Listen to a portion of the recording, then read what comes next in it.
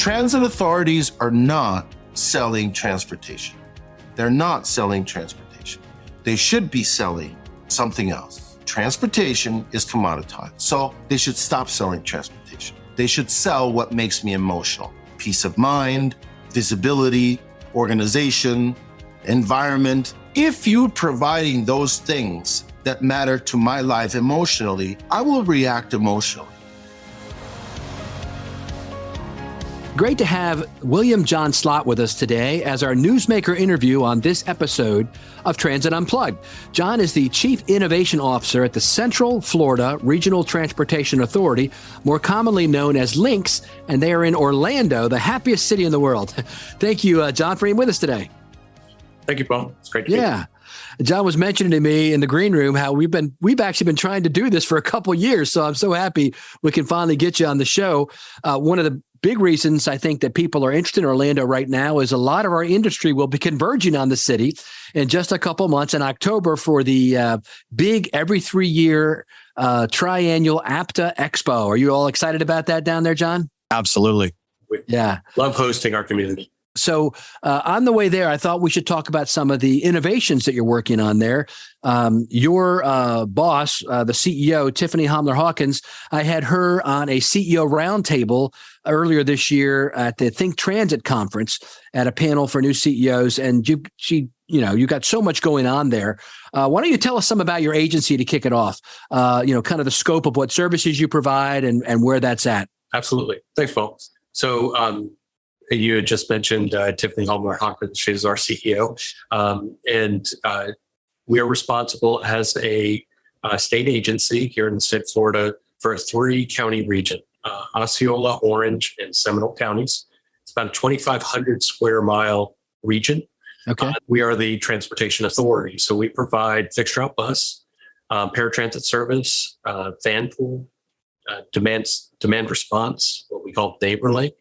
And we even, through our Department of Transportation here, we also provide road ranger. So a little bit of everything, but basically. What does that mean? What's a road ranger?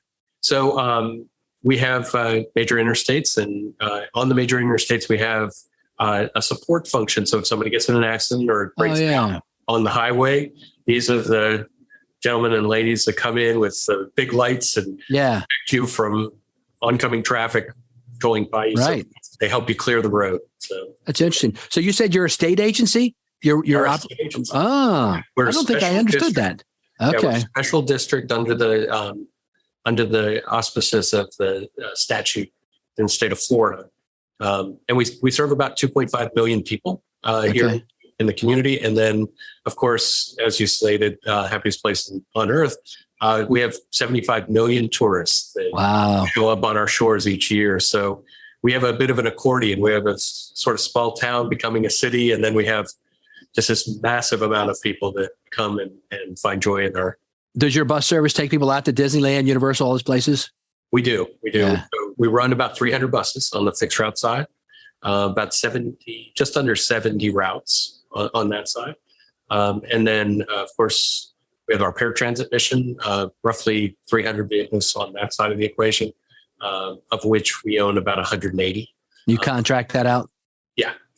We actually just transitioned that service from our perennial service provider to a new service provider. And I think I said Disneyland. I didn't mean to say that. I know it's Disney World down there. It's Disneyland in California. Yeah. So, well, that's great. And one of the things that a lot of transit agencies are looking at, and I'm interested for you to tell us a little bit about your journey to zero emissions. I just was on a call with someone else a few minutes ago and was talking about how during the pandemic, a lot of transit agencies really changed part of their purpose for being. And it's not just about increased ridership every year anymore. It's really about larger societal aims, such as promoting equity, inclusion, and also environmental stewardship. So tell us some about your green journey. Absolutely. Thanks, Paul. I think that's, to your point, stewardship. If you go to the classic definition of mass transit, it's safe, reliable, cost-effective mass transportation for a community. I think you're absolutely right. Add on those two new, very critical items that are important to our community, and that's who we serve. So as public servants, That's our intent. So what we have been asked by our community to do is really make a more environmentally sound transportation decision. And, we can make a big difference just based on our scale. So, we're a mid-sized agency here in the state of Florida. We do, and even at mid-size, 26 million miles a year on our fleet. We drive a lot, and those emissions are important to reduce them as we can, as quickly as we can. So the first step was really to get that strategic or policy direction to move toward a low and no emission future.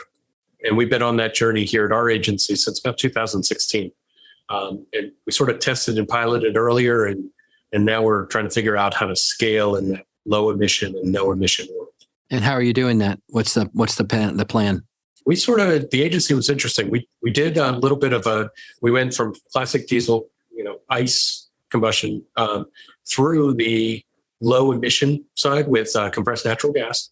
And we have just continued to pilot our battery electric future. So now we're moving through that. So the first thing was within CNG, we tackled off a lot of the types of things agencies deal with simple things like, or not simple, but very technical capabilities around mechanics that had historically only worked on diesel engines. How do they make the shift to this new propulsion type? And we have a phenomenal maintenance team, and they were able to transition and take all the learnings they had from the diesel side. CNG is sort of the gateway drug of low emission, right? So you sort of move diesel engine, it just runs a lot hotter. There's a few things not there. There's a few things there. Our maintenance team was able to make that first shift. Well, that was learning how to make one of those transitions, made it a lot easier to make that next step into a battery electric future, is our teams were already used to the idea of multiple propulsion types. And that's how our fleet management plan, as well as our transition plans, are all predicated on multiple fuel types. That's good. Are you looking at hydrogen at all when you do multiple? At this point, we have it on our roadmap to look at. There's two things we're going to check on. First off is the cost per kilogram on the hydrogen side. It's still a little high. Yeah. Still very high. So that has to come down. And then second, the vehicle itself, the cost per vehicle is still significantly higher than other alternatives. So as those two things continue to come down, we'll keep an eye on it. It has a lot of good potential. Right. But, jury's out 3 to 5 years, maybe a little closer on the economics of it. It's interesting. How about faring has become a hot topic across the country. I was mentioning the Think Transit conference earlier. We did a debate on free fares or zero fares. I don't call them free because somebody has to pay, but zero fares versus, fair enforcement. A lot of the big cities in the country say, I can't go fare free because I need the fares to invest in my system. We're coming to this fiscal cliff if we don't. But you're actually looking at an interesting approach, which is kind of going past this contactless card. Again, a really interesting concept. Tell us about that. What we're trying to do is take something that exists in other markets and apply it to transit. So one of those things with our vendor community in transportation, in this case, GenFare, what we're doing is looking at open payment cards as a contactless payment method for the unbanked, underbanked, and banked. So then you just level the playing field for communities that have bank accounts, and then also underserved and disadvantaged communities, and thereby allowing people who know transit, folks that pay with cash are usually paying your most expensive fare. That's right, because they cannot take advantage of those longer. There's a multi-use options, right? Yeah. Is it strands their money in transportation, and they need that money to do other things in their lives. So we learned that. So what we wanted to do is give them an option where they can take part of that. So by taking a Visa, MasterCard, or Discover off of any J-hook in any grocery store or convenience store from around our region, come in and they can tap on our fare boxes, and then that account. So they're still an anonymous transportation passenger. We don't know anything about them. We just know it's the account.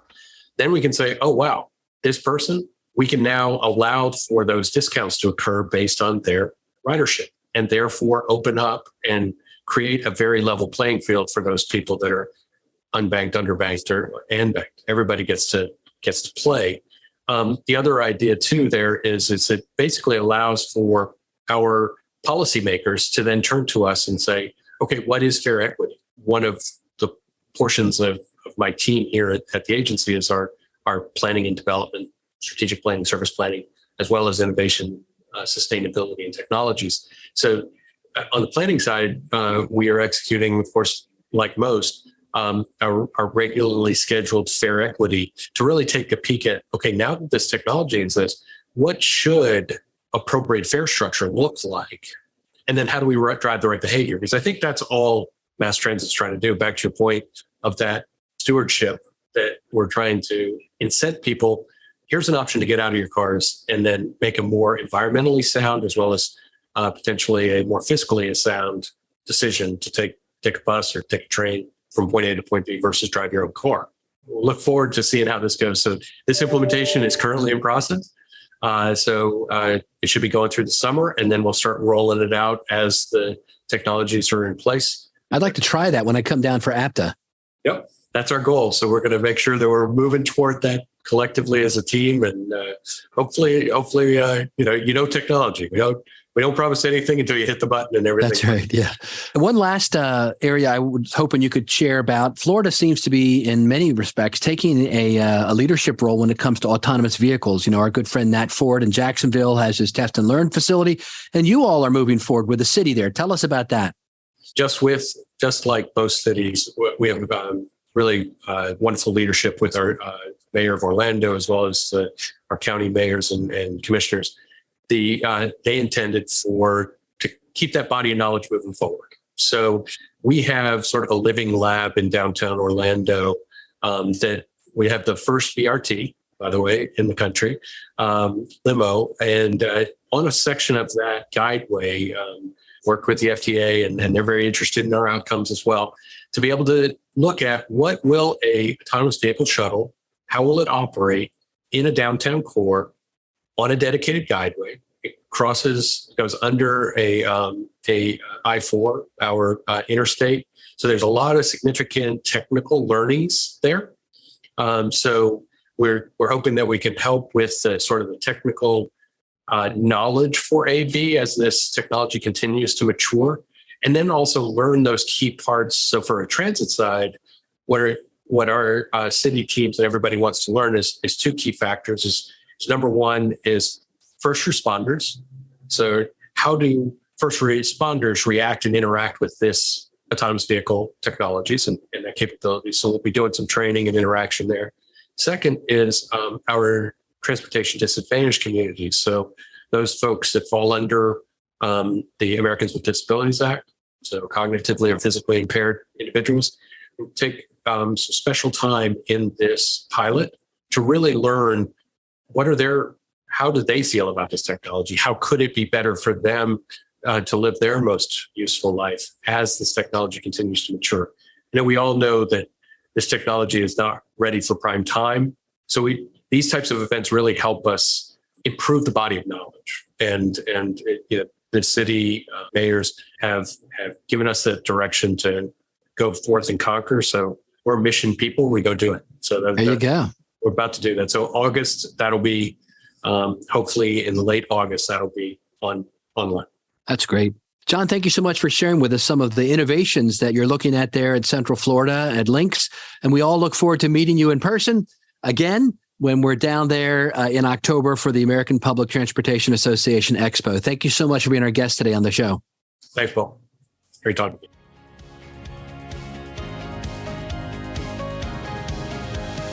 Great to hear John Slott talk about his agency and the LYNX team. Another inspiring example of all the innovative things going on at Transit and at the agencies across North America. He and his team have multiple projects in various stages of planning and implementation, zero emissions, fare structure discussions, and autonomy, just to name a few.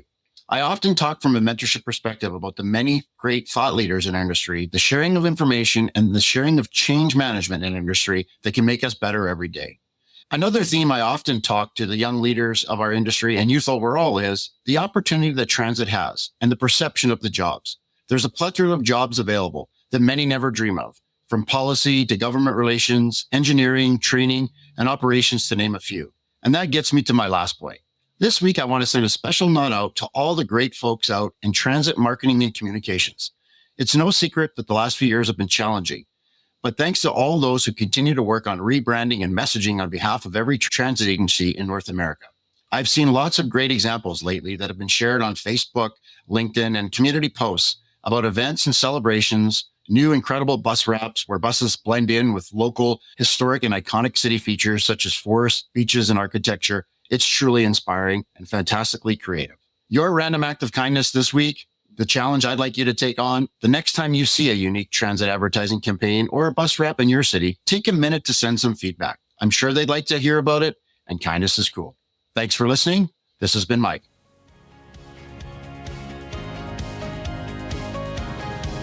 Thanks for being with us today on the Transit Unplugged podcast. And now we move into our leadership development portion of the show. I'm excited to have with us today on this episode, Mr. Rudy Vidal, who is Managing Director of Vidal Consulting Group.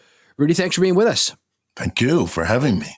Rudy is an accomplished speaker, author, and consultant with more than 25 years experience in tapping into the inherent power of an engaged corporate culture to drive customer loyalty, which is what we are talking about today, the customer centricity part of it.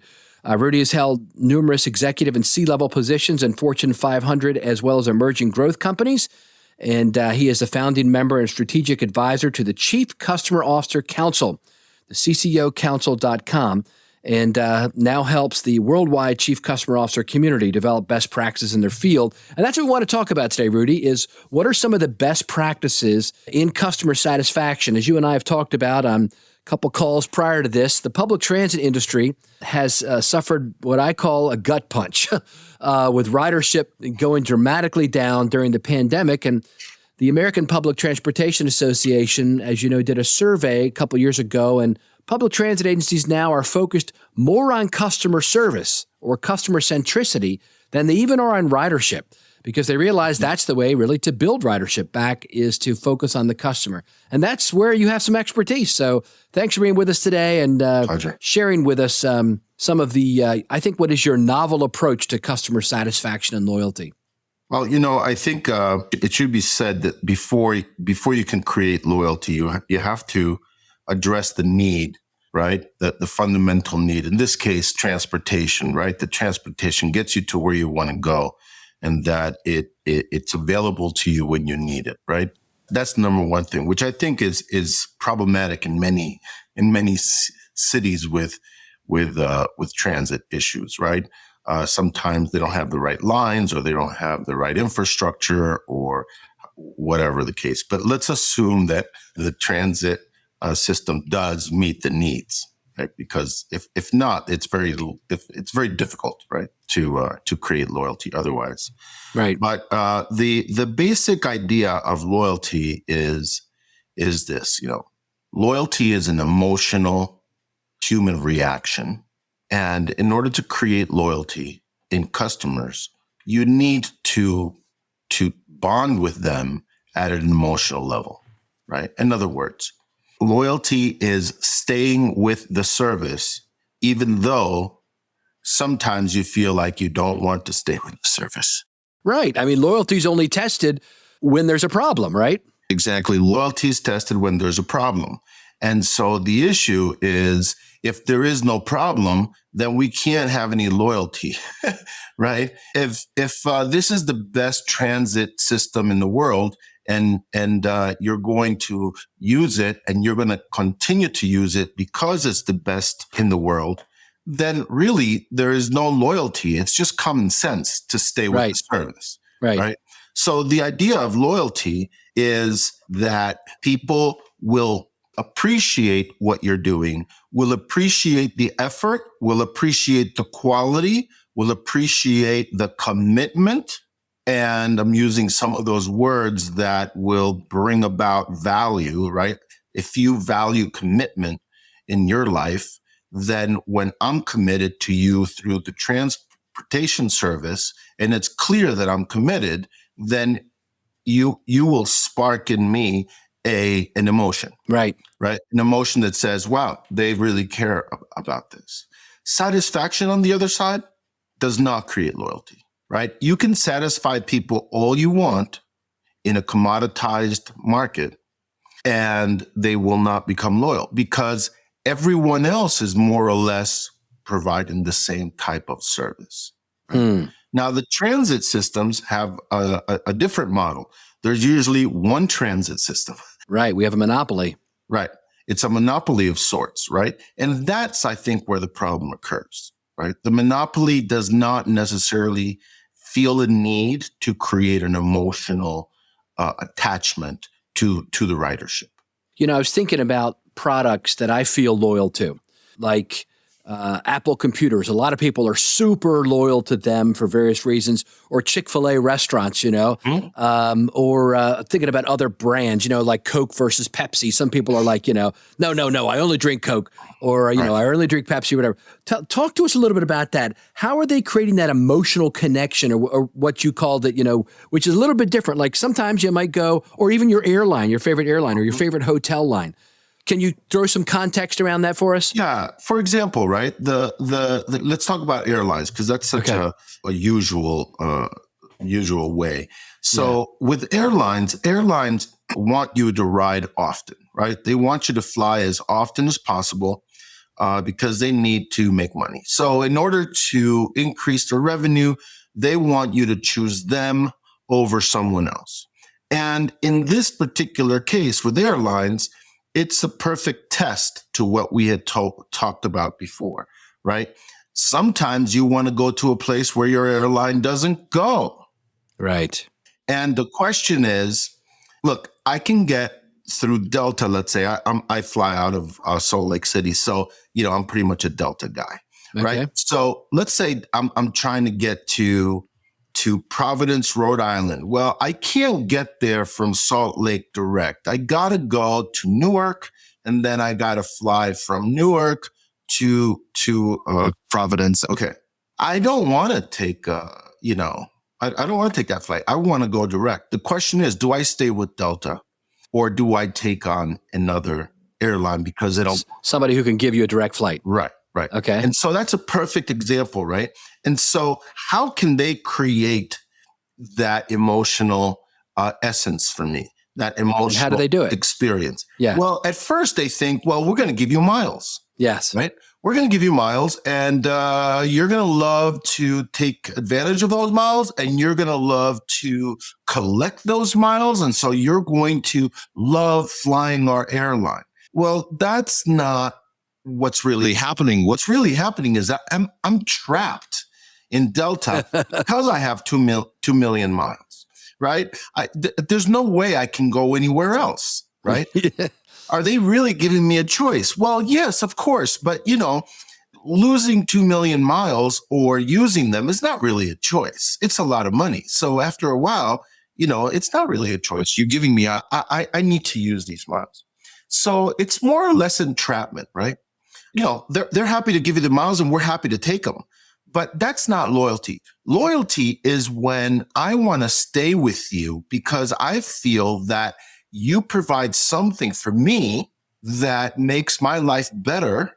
And after a certain experience of that over and over and over again, actually 3 times, right? If you can show an emotional sensitivity to a client for 3 times consecutively, right, within a certain period of time, there's a formula for it, but you know, starts a certain period of time, then the human being will put you in a box. They will say, I like this airline. I will do the best I can with this airline. Interesting. Versus the idea of not having that sense of, I want to stay with this airline because it's better for me. Right.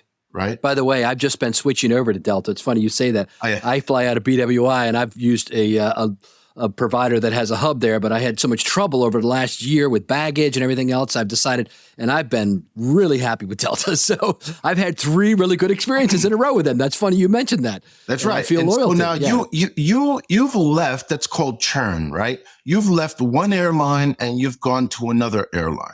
Right. And the airlines may not care too much about that because there's some of them leaving other airlines coming to them. That's the idea of churn. Right. I lose some and I gain some. And we turn out to be pretty much the same as we were before. So it's no big deal. right? But you went over to Delta probably because of a negative feeling towards your current airline. That is correct. So, yes. So you didn't go to them because they are great, right? You went to them because someone else isn't great. A feeling, right? It's a feeling, right? And so now Emotions. Yes. Now what Delta needs to do is they need to turn that change that you had into an emotional relationship. You left on an negative emotional note. That's right. And you came in, but you have no emotion with Delta. Their job is to make you emotional the same way that the other airline did not. Yes. Or gave me a negative emotion. Yeah. Right. And when they screwed up your baggage, you didn't give them a second chance.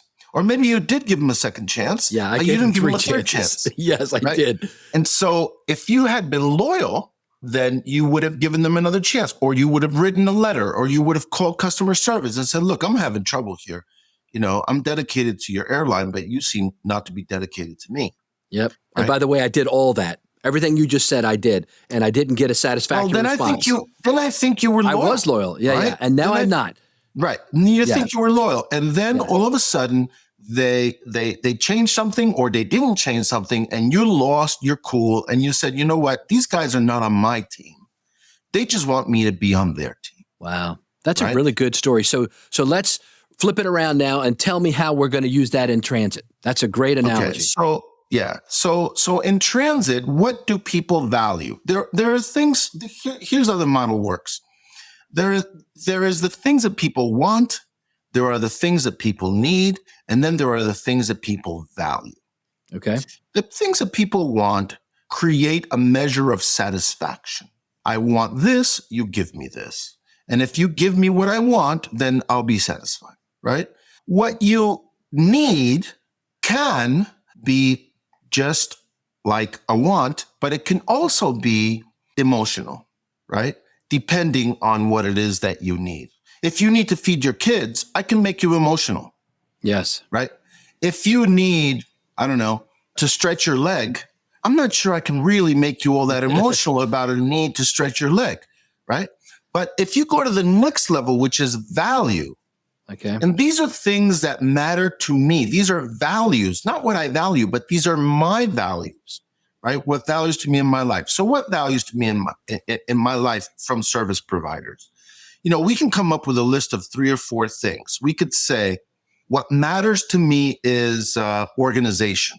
I want the train or the bus or whatever it is I'm riding to come on time. I want it to be organized. I want it to be clear. I want to know how I'm getting to where I'm getting to. Let's say I value transparency, right? Because I want to know what's going on with the system at any one time. If you're building something, if you're fixing something, if you've shut down a station, I need to know that, because that gives me a sense of peace of mind, let's say, right? And I also need to have a honesty. No, let's say that what I value is what's the word? When you look after my own interest, right? When you're looking for my interest versus your own, right? Yes. So you are looking out for my best interest, and that's what I value. So now, how do we turn it? Now we have a list of 3 things that they value emotionally about the writing system, and so we give them that. We give them that systematically, and we build those emotional bonds, right? So if I care about scheduling or organization, then I'm going to create a whole thing around ridership and organization, because I've come to the conclusion that 70% of my riders care about organization. 70% of my riders care about being aware of all the activities that are happening. They care about transparency. So now I'm going to give them transparency, right? And I tell them that I give them transparency because they care about transparency, and they notice. And after a few cycles of that, 3 cycles, if you're in, standard, bell curve human being, then after 3 samples, you will probably put the system in a box. I like the system or I don't like the system, right? I mean, we do it all the time, right? You know what? I took the train twice to go to work. I'm not doing it again, right? Or my gosh, I took the train. There was enough parking. It was great. It was amazing. I didn't have to do anything on the highway. There was no issues on the highway. Okay, that happens 3 times to you. You pretty much start to say, you know what? I'm going to start taking the train to work, right? So why should I want to take the train to work? What is it that it makes my life better? Transit authorities are not selling transportation. They're not selling transportation. They should be selling something else. Transportation is commoditized, right? So they should stop selling transportation. They should sell what makes me emotional. Peace of mind, visibility, organization. Cleaning the environment. Right. Environment, right?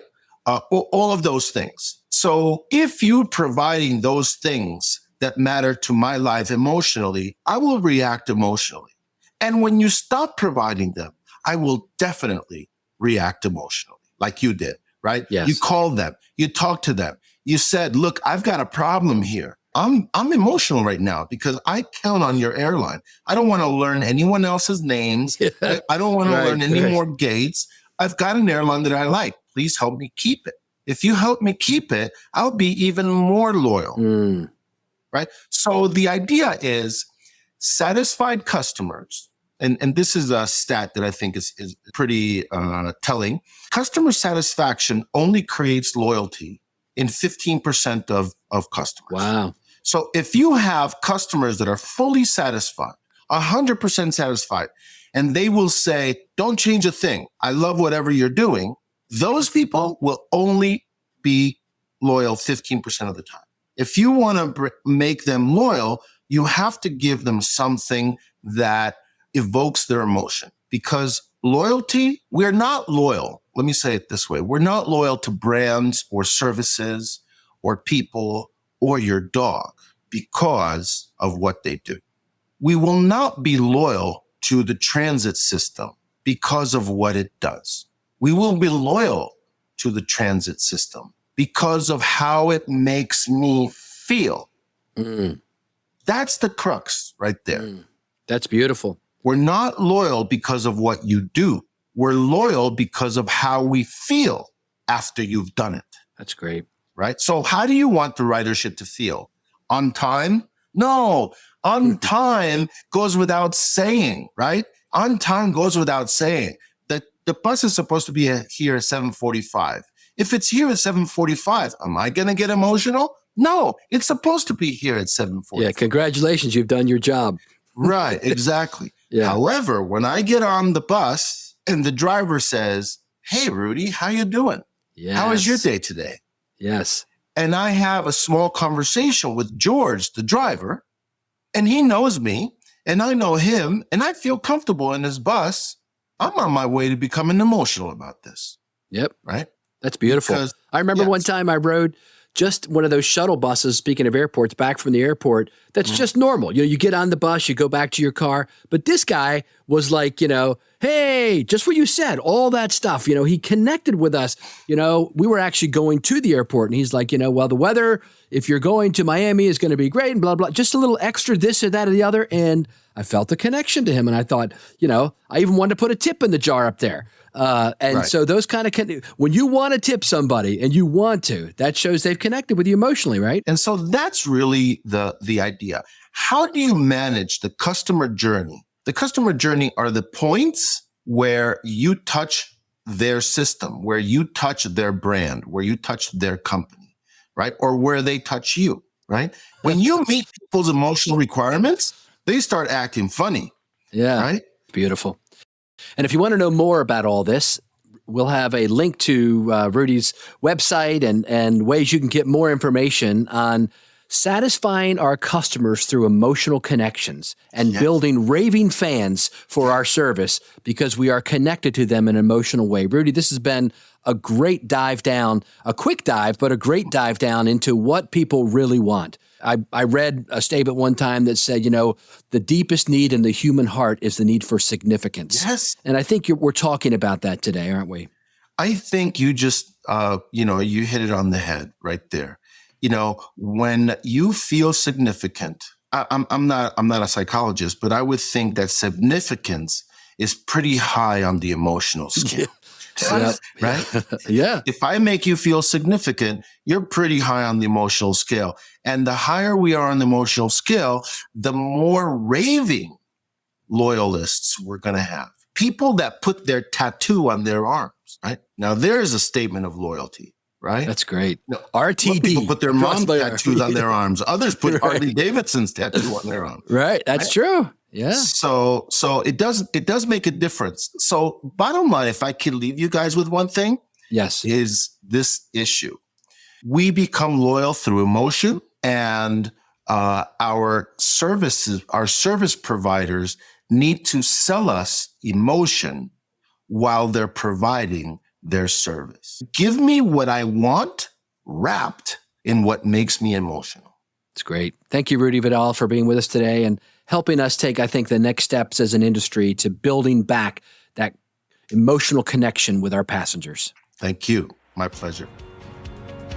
Thank you for listening to this week's episode of Transit Unplugged with our special guests, John Slott and Rudy Vidal. Now, next week on the show, we stay in Florida with Corey Cuff Lonergan, CEO of Broward County Transit, where she talks to Paul about her fast-growing county and all the transit innovations she's planning over the next 15 years. If you have a question, comment, or would like to be a guest on the show, feel free to email us at info@transitunplugged.com. And while you're listening to the show, please leave a review and rating on Apple Podcasts or wherever you listen. This really helps people find the show and expand the community of transit enthusiasts. Transit Unplugged is brought to you by Modaxo. At Modaxo, we're passionate about moving the world's people. And at Transit Unplugged, we're passionate about telling those stories. So until next week, ride safe and ride happy.